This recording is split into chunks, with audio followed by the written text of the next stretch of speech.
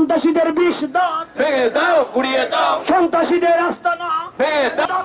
Shaheen doctor, Shaheen doctor,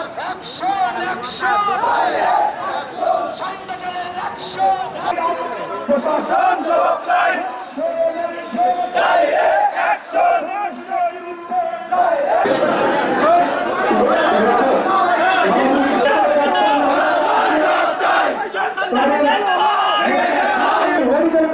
ছাত্রছাত্রীরা এই শাহীন চুয়াত্তরের পাশে শাহীন চুয়াত্তরের কাজকে ভেঙে নাই, ভেঙেছে প্রশাসনের কাছে, পুলিশ প্রশাসনের কাছে জোর দাবি জানাই, সকলের পক্ষ থেকে দাবি জানাই যে আপনারা যতক্ষণ পর্যন্ত আসলে মূল আসামিকে ধরতে না পারবেন ততক্ষণ পর্যন্ত আসলে আমাদেরকে আপনারা থামাতে পারবেন না।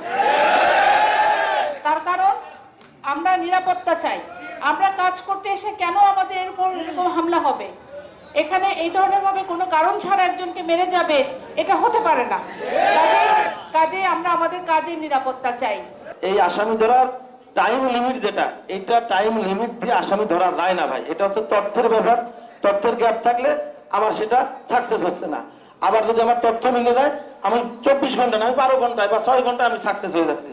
প্লিজ এইটা আপনারা শুধু দেখেন যে পুলিশ কোনোভাবে আসামি পক্ষের মধ্যে দুর্বল হয়ে গেছে কিনা, বা পুলিশ আসামিদের বাঁচানোর কোনো চেষ্টা করছে কিনা। এটা যদি বলেন আমি সিআর ছেড়ে দিয়ে চলে যাবো, বিনয়ের সাথে বলছি। তথ্য চুক্তি ঘটাবেন না।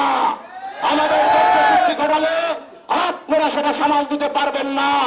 আপনারা ইতিমধ্যে জেনে গেছেন শাহীন চুয়াত্তর শুধু একটি ডাক্তারি নয়, শাহীন চুয়াত্তর একটি আন্দোলন, শাহীন চুয়াত্তর একটি প্রতিবাদের ভাষা। আপনারা যদি ব্যর্থ হন আপনারা বলে দিন, আমরা আসামিকে খুঁজে আমরা এটার বিচার করব। আমরা এই যে কিছু জানি না, আপনারা সরঞ্জাম করেন, আমরা এই আসামিকে খুঁজে বের করবো।